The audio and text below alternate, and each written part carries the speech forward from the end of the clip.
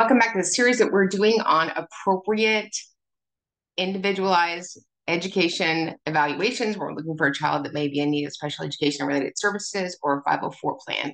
So if we haven't met, I'm Karen Mayer Cunningham, special education boss, training everyone that sits at the 504 IEP table to navigate successful student outcomes. And I'm the founder of Special Education Academy, bringing training to parents, districts, and all professionals that serve kids with disabilities. So let's talk about one of my favorite areas, and that's a cognitive evaluation. We often say IQ or cognitive.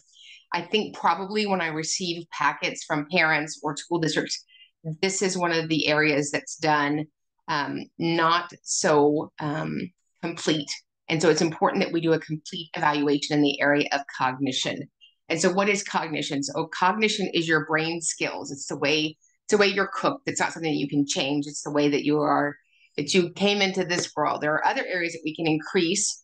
But if I don't know how your brain skills or strengths and weaknesses, it's going to impact how I can plan for education for the student. So let's talk about a cognitive profile. And here's what you want to ask when you're asking for that assessment for an FIE or an FIIE, a full individualized evaluation or a full initial independent evaluation or a reevaluation. So when I'm going to ask for a cognitive profile, I'm going to use this phrase. I'm going to ask for all 7 Gs. All 7 Gs. What are Gs? Gs are brain skills. And why do I want to test in all 7? Well, I can tell you why. Because we do testing for one of two things, to identify or eliminate. And if you don't test in all areas, you absolutely are missing important information on how to best address a student's deficits or educate more to his strengths. And so let's talk about what those 7 Gs are. So number 1 is going to be fluid intelligence. Fluid intelligence, that's the ability to solve novel problems using logic with automaticity. So that's the ability that when you're in a situation that you've never been in before, that you know based upon the time that you've been on Earth, kind of what to do next. So how could that area impact a child with a disability? So a lot of times we have kids that have low fluid intelligence, a low percentile.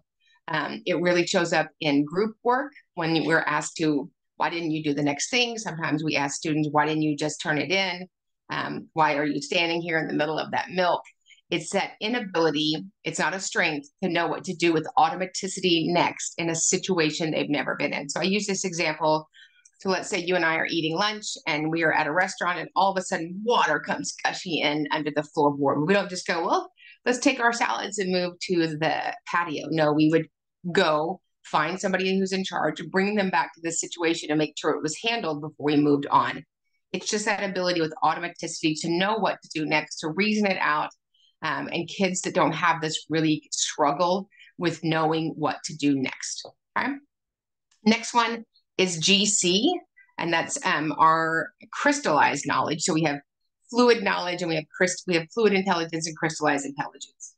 And that is knowledge acquired over time and the ability to use that knowledge. So if I'm testing a kiddo and she's 10 years old, this is her native language of English. And she's been in school. This is the amount of knowledge she should have acquired over time. Sometimes we tease those two out, GF and GC, crystallized intelligence. I can go get more crystallized intelligence. I can go get more knowledge. I could go learn Mandarin. I could go learn how to build a deck. Sometimes we call them book smart, crystallized intelligence, and streetwise, right? And so both of those are important when you're in a school setting, a community setting, and a family setting, and an education setting. All right, so number 3 is going to be GV, visual spatial processing. Visual spatial processing, that's the ability to perceive, analyze, and think in visual patterns. And so a lot of times we see those kiddos and they're really good at math. I often say, if we could add, a movie while you're teaching them, that visual support is going to increase that learning. So often we will pair language, spoken directives with visual directives.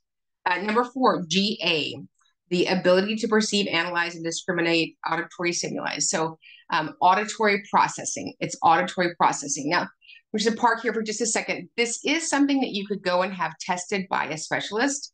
And while it's not this actual brain skill, they're often connected. So sometimes I'll have a child that is struggling learning, struggling attending, struggling comprehending multiple directives or directives.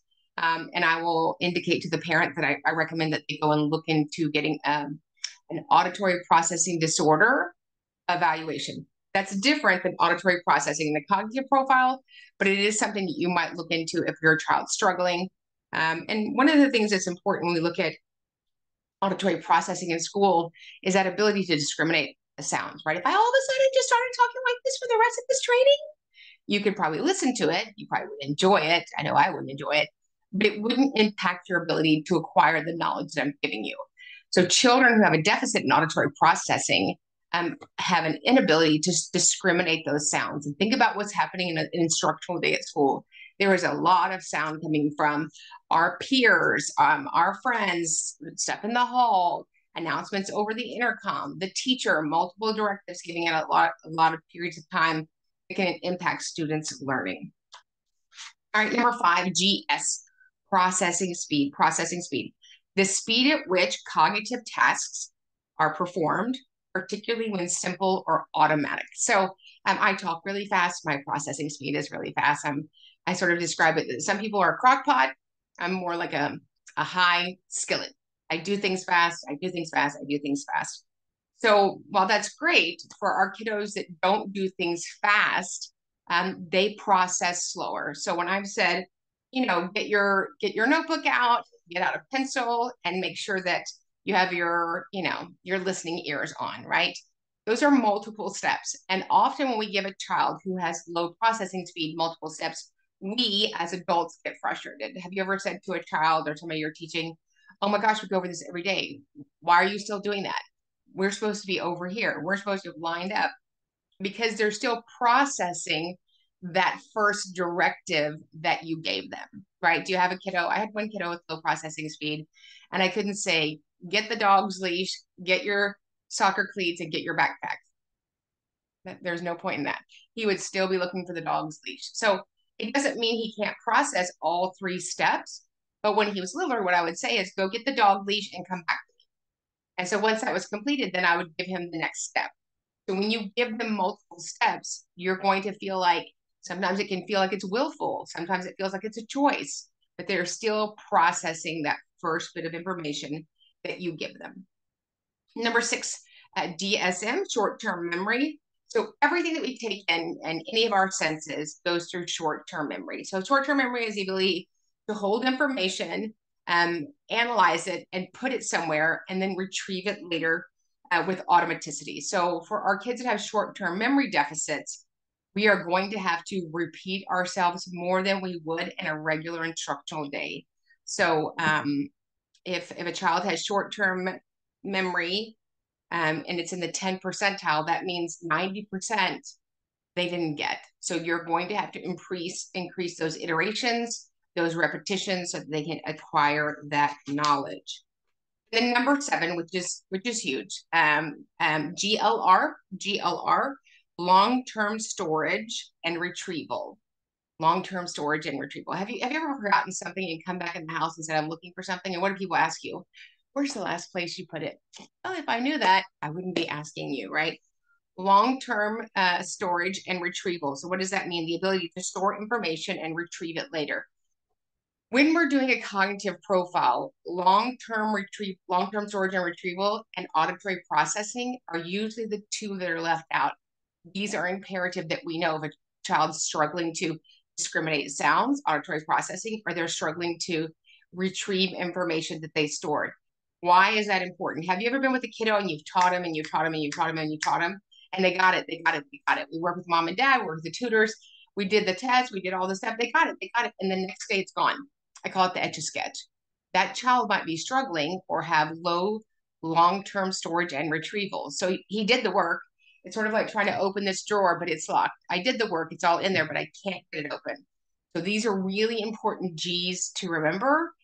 They're also important that we are always pulling them forward, right? So if I get a cognitive profile for a 10-year-old, then those numbers are good for 3 years. So when I go back to the committee, any of these areas of deficit, I'm reminding the committee when we build that PLAF, that present levels of academic achievement and functional performance, to remind this next set of teachers, hey, Billy has really high processing speed, but his long-term retrieval is in the tank. And so kids can have any combination of these. And so we want to make sure that we're testing for all of them. Testing does one of 2 things. It identifies and eliminates, and that's what we want to do so that we are giving that student the correct instruction, the correct specially designed instruction, the correct accommodations, and the correct ability to access the general education curriculum. We'll see you guys in the next training.